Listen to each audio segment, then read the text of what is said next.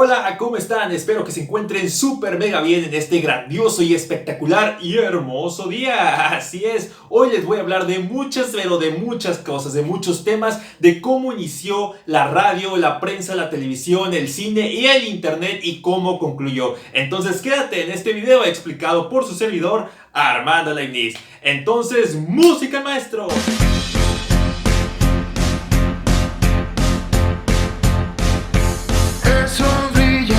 Ciudad, no hay nube que la cubra, ya no llueve y el mundo está jugando, no lo ves, hoy un bello día es, hey, sobre la avenida voy. Y vamos a comenzar el video con uno de los temas que a lo mejor ustedes pueden decir, no, qué aburrido, pero créanme que se los voy a hacer súper mega interesante. Y vamos a iniciar con la radio, ¿no? Con esta tecnología de nuestros antepasados, de no sé qué, con nuestros papás, de nuestros abuelitos, así es. Y bueno, pasó en la radio, tiene historia de traiciones, de demandas absurdas, es una historia fascinante, digna de una película de Hollywood, así es. Y es que vamos a empezar primero con el mismísimo Nikola Tesla.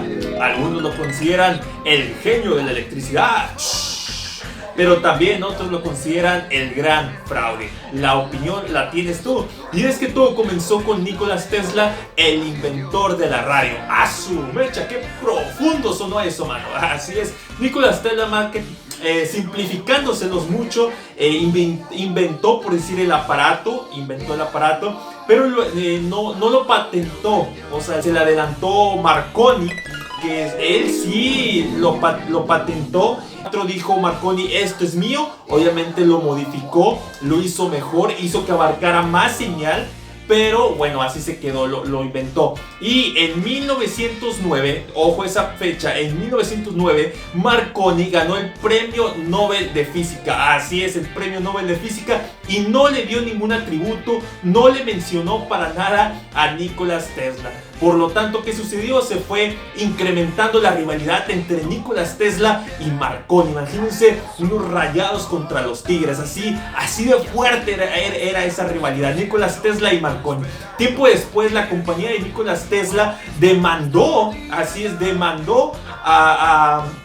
por la patente que le habían hecho, y Estados Unidos, el gobierno, no se quiso meter en problemas. Dijo, no, como que esto no es nuestro. ¿Y qué hicieron? Al final le dieron el reconocimiento total 100%, 10 de 10, que Nikola Tesla es el verdadero inventor de la radio. Pero lamentablemente Nikola Tesla ya había fallecido. Entonces, un poco profundo, ya que Marconi siguió viviendo, pero quizás con la deshonra de que ya no se quedó con el reconocimiento total. Y pues Nikola Tesla al final se le reconoció que fue el verdadero inventor de la radio, pero lamentablemente ya había fallecido. Y esto es sobre la radio.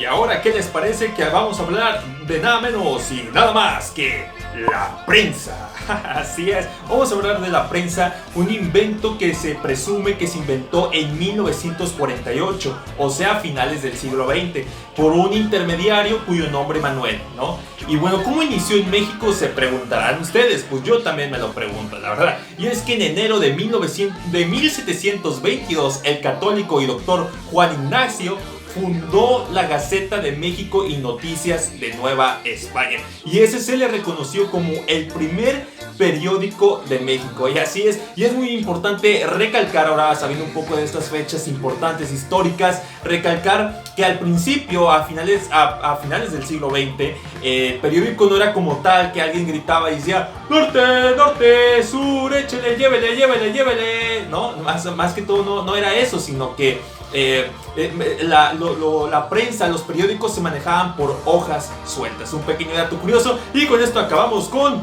la prensa.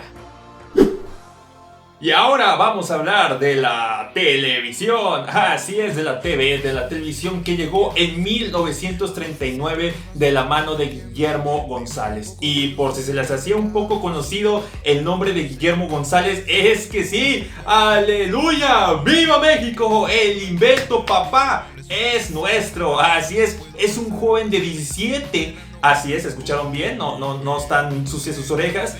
17 años, un joven de 17 años inventó la televisión en México, nacido y originario de Papá México, así es. Y en 1940, mejor dicho, el 19 de agosto de 1940, patentó la televisión y se le reconoció como el creador de la televisión, por lo menos en México y en Estados Unidos. Entonces, por los que decían, en México no hay talento, ignórenlos, porque no saben quién inventó la televisión en todo el mundo. Vaya, un mexicano, porque los mexicanos somos muy...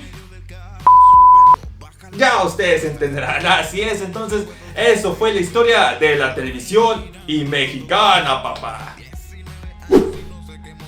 Y estamos de vuelta y ahora vamos a hablar de una de las cosas que más me gustan, una de las cosas que me apasionan, que me motivan, que me ayudan a levantarme de la cama día a día. Qué exagerado dirán ustedes, y es que les voy a hablar de algo súper mega importante, y es la historia de la cinematografía. Así es, del cine más que todo vamos a hablar. Y ahora que escuché a algunos de mis compañeros cuando expusieron en la clase, hablaran mucho del inicio de la historia del cine, sobre todo del cine estadounidense, a mí me gustaría mucho recalcar la historia del cine mexicano de la época dorada de papá. Así es, la época dorada del cine mexicano que inició en 1936 con la llegada de Allá en el Rancho Grande.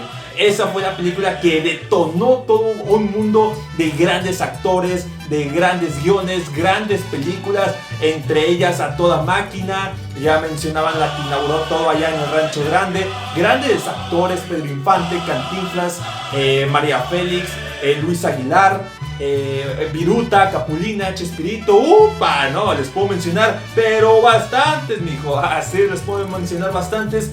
Y bueno, todo este auge del cine mexicano, de la época dorada, donde literalmente nuestras películas se proyectaban en toda Latinoamérica. ¿Qué digo toda Latinoamérica? En todo el mundo, papá. Éramos los reyes, éramos el Hollywood de ese tiempo. Así es, de 1936, lamentablemente culminó en 1956.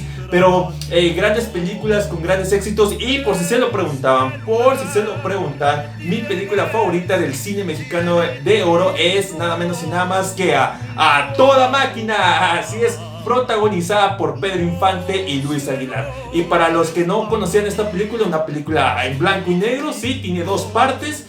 Es una película cómica con gran química entre los dos protagonistas, y a lo mejor muchos lo recordarán con algunos memes o algunas cancioncillas por ahí que quizás algunos ya habrán recordado, y una de ellas es Parece que va a llover. ¡Ay, papá! Hasta se me enchinó la piel. A ver, cántenla conmigo. Parece que va a llover. El cielo se está nublando. Parece que va a llover. ¡Ay, mamá, me estoy mojando! Parece que va a llover, el cielo se está nublando. Parece que va a llover, ay mamá, me estoy mojando. Salí para la ciudad, confiado con mi paraguas, y ahora que llueve ya, ay, se me olvidó el agua.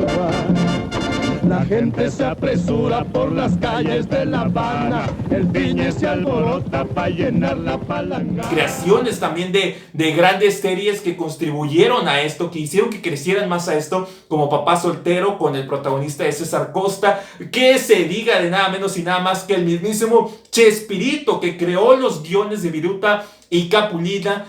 Varias de sus películas, él los escribió, incluso actuó en una de sus películas. Y tiempo después, cuando cumplió 40, 50 años, se le ocurrió hacer una serie de sketches. Empezó con el Chapulín Colorado, la gente lo empezó a reconocer, y tiempo después inició la historia del Chavo del Ocho, que todo lo demás creo que es historia. Este es el programa número 1 de la televisión humorística, El Chavo. Interpretado por el supercomediante Chespirito. Con Carlos Villagrán como Kiko. Ramón Valdés como Don Ramón. 1936 inició la época dorada del cine mexicano de oro y culminó lamentablemente en 1956. Desde mi humilde opinión, creo que no nos hemos vuelto a levantar, sinceramente. Las películas que hacen hoy en día, no, bueno, ¿para qué me queda? ¿Para qué les cuento? Y esta fue nada menos y nada más que la historia del cine. Bueno, y un dato súper mega importante que se me estaba olvidando, una pequeña anécdota, es que mi bisabuelo, así es, trabajó en nada menos y nada más que el mismísimo Televisa, fue parte del staff y conoció por lo tanto a grandes personalidades, ¿no? Por ejemplo, mencionaba que Pedro Infante era como un chamaco en la grabación, era como un niño, que María Félix era medio sangrona, entonces unas pequeñas anécdotas, incluso Cantinflas lo invitó a que fuera su chofer personal. Y ahora vamos a hablar, creo que de un tema que a muchos nos interesa, donde muchas generaciones, me incluyo, fueron creciendo poco a poco, fuimos aprendiendo poco a poco más de él, y es que les voy a hablar de nada menos y nada más que el mismísimo Internet, que nació en 1969. Así es, el 14 de febrero del 2005 nació YouTube, por lo tanto nació YouTube después del Internet, donde se crearon varios youtubers, ¿no? Muy icónicos, algunos lo conocerán, el mismísimo Fernanfloo, que ahora lo conocen todos como una leyenda, Hola Soy Germán, el mismísimo Luisito Comunica. Luego de ahí se fue construyendo luego otras redes sociales como el mismo Twitch, donde se mudaron muchos personajes emblemáticos del Internet de YouTube, se mudaron hacia Twitch, que muchas veces por la censura, porque quizás les pagan un poco más, que es el mismísimo Auronplay y también el mismísimo Ibai. Y bueno, también Mark Zuckerberg, no nos podemos quedar sin contar la historia de este gran maestro, de este gran instructor que creó Facebook en 2004. Así es que es.